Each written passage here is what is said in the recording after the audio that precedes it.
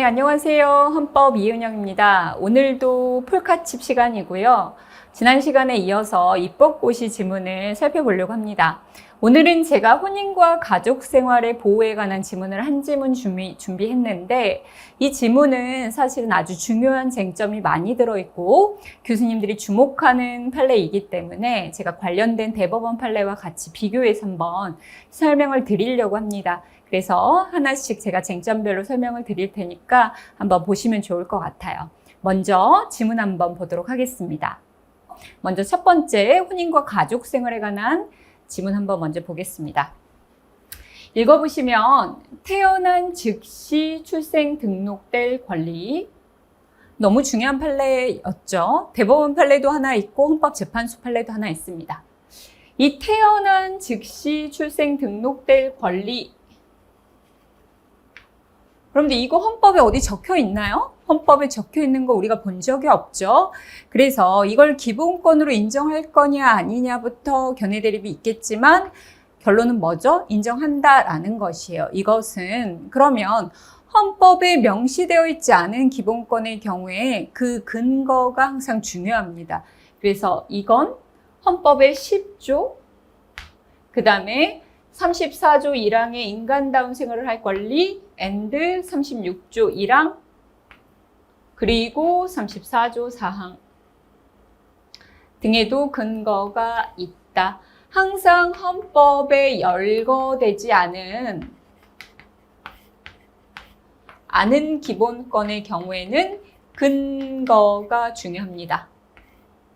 우리가 많이 출제되는 게 부모의 자녀 교육권의 근거가 어디에 있냐라고 얘기하죠. 10조, 36조 1항, 37조 1항의 근거가 있다라고 하고 있는데 이 기본권은 모든 사람이 태어났을 때 출생 등록이 돼야만 인간으로서 살아갈 수 있단 말이에요. 여러 가지 권리와 의무를 우리가 이행할 수 있는데 그것의 근본이 되는 기본권이다. 헌법 10조, 개인의 인권, 존엄과 가치를 보장해야 될 10조, 그 다음에 34조 1항, 36조 혼인과 가족생활, 그리고 국가의 청소년 복지 향상, 그게 34조 4항인데 여기에 근거가 있다라고 얘기를 합니다.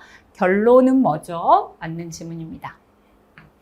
그래서 여러분들이 이 태어난 즉시 출생 등록될 권리에 관한 판례를 떠올리신다면 설사 이 부분이 기억이 나지 않았다고 하더라도 읽어보면서 그래 연관이 있겠다라는 생각이 들면 근거 조항으로 맞는 지문 고르시면 됩니다.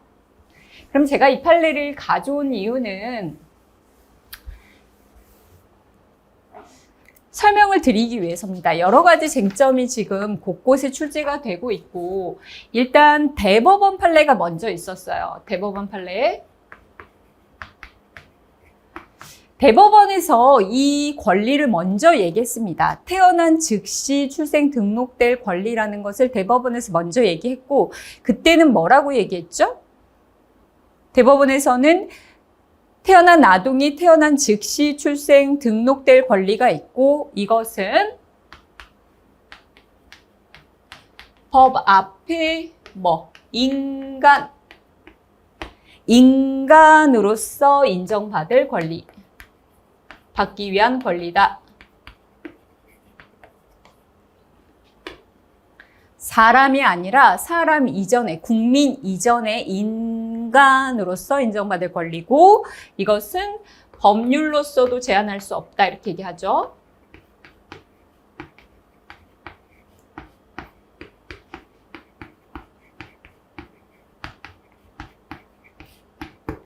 절대적 기본권이라는 취지로 이야기를 합니다. 이건 인간으로서의 최초의 권리이기 때문에 법률로서도 제한할 수 없다. 우리 이런 표현들 가끔 나오죠.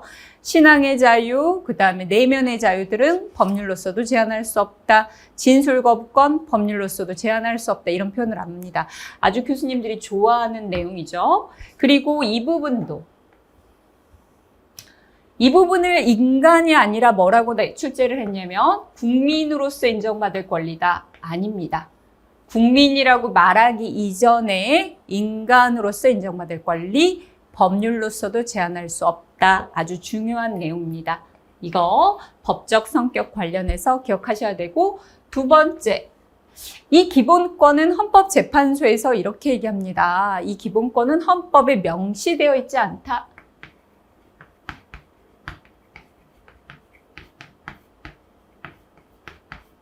명시되지 않은 기본권이다.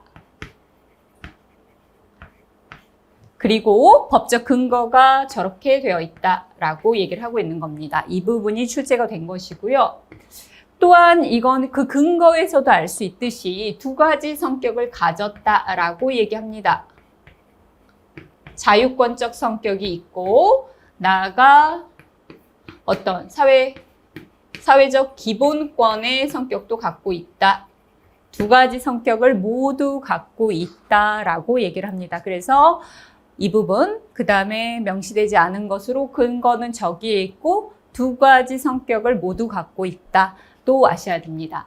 이렇게 법적 성격에 관한 것이 한 가지가 있고요. 하나 더 얘기를 해보면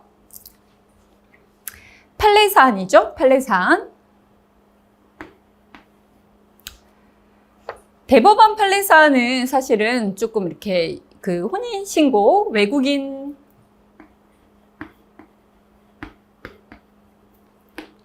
외국인 모가 협조해주지 않아서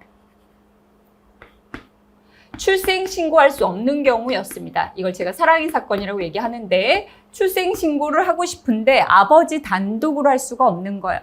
그래서 외국인 모가 협조하지 않은 경우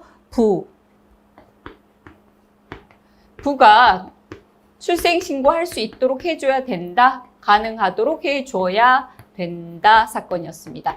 이건 친부고 어떤 혼인 중의 관계는 아니었어요. 그래서 외국인 모가 도망가거나 소재 파악이 안 되거나 협조를 받지 못해서 출생신고를 하지 못하는 경우는 부가 출생신고할 수 있도록 해줘야 한다 판례사안이었어요. 이거는 대법원 판례사안이었습니다. 그런데 네 번째 판례사안은 바로 헌법재판소 판례사안이었어요. 얘는 좀 특이하게 출생을 했습니다.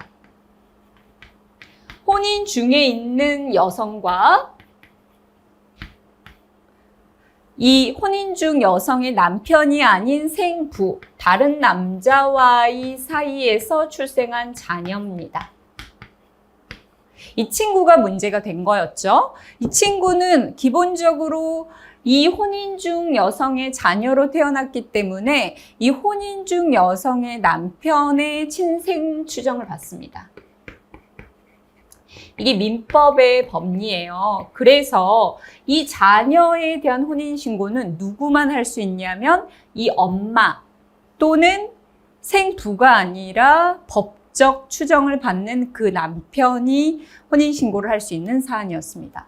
그런데 이 엄마는 곤란하죠. 남편이 따로 있고. 그리고 그 남편은 이 자녀를 출생신고해 줄 리가 없다는 거죠. 그래서 이 경우 생부는 하고 싶어도 하지 못하는 겁니다.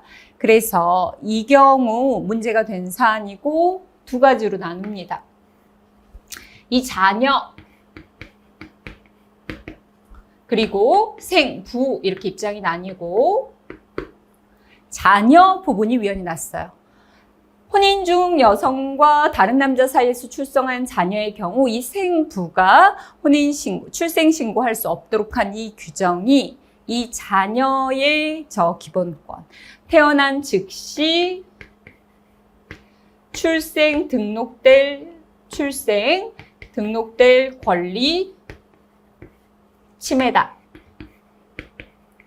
즉, 이 부분이 위헌이 났습니다.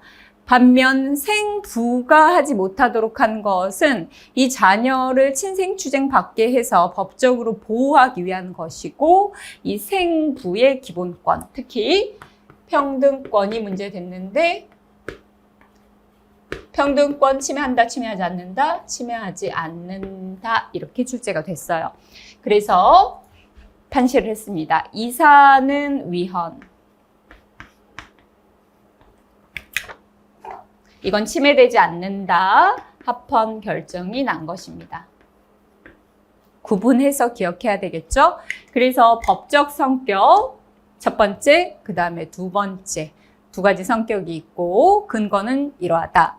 외국인모가 협조하지 않은 사건에서 부가 출생 신고할 수 있도록 해줘야 된다. 사안이 다릅니다. 이건 엄마와 아빠가 정상적으로 있는 경우, 이건 혼인 중 여성과 다른 남자 사이에서 출생한 자녀의 경우, 자녀의 출생 신고를 하지 않는 것은 이 자녀의 태어난 즉시 출생 등록될 권리 침해다, 위헌이다. 반면 생부의 기본권은 침해하지 않는다. 이렇게 되겠습니다.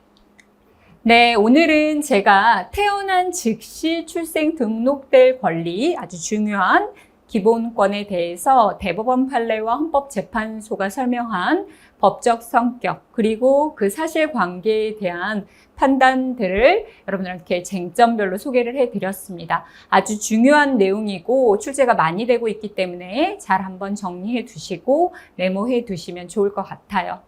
다음 시간에도 이어서 제가 입법고시 설명을 드릴 것이고요. 한 주 또 열심히 공부하시고 다음 주에 뵙도록 하겠습니다. 여러분들 시험 얼마 안 남았는데 모두 힘내서 화이팅 하시길 바라겠습니다. 감사합니다.